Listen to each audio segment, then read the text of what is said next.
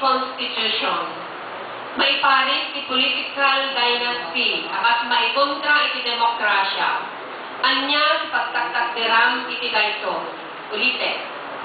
Second, 1987 Philippine Constitution. Maiparit iti political dynasty, akas maikontra iti demokrasya. Anya ti pagtaktakderam iti dayto. Ang dato'y issue ti political dynasty ako.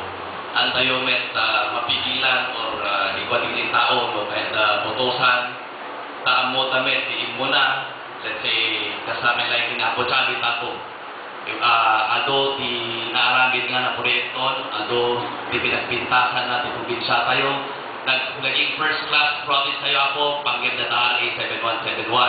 So nakita met itataon ako kasano nagprogreso iti probinsya tayo.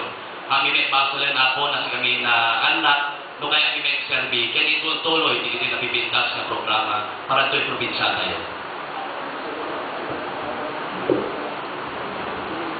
Tumulong ako apo ti panakapanday tilinteg kontra political dynasty.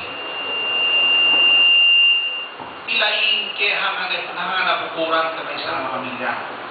Ado, ti kailan tayo na nasisilip. Yung hanglan na may kanabundaway, kapag at kinaligan tibiyak.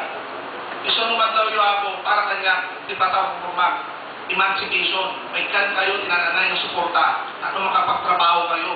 Takno hanggang na hanggang dadawat ako, hanggang expectar na ikan na tayo di kwarta ka eleksyon. Alam to, matsyempo ako, amin tayo, natrabaho tayo. Takno tayo ganda, hantay ka awatinin. Namamati tayo, ibutos tayo, kinapatid. Iso nga ako, siya kontra na political dynasty na talaga.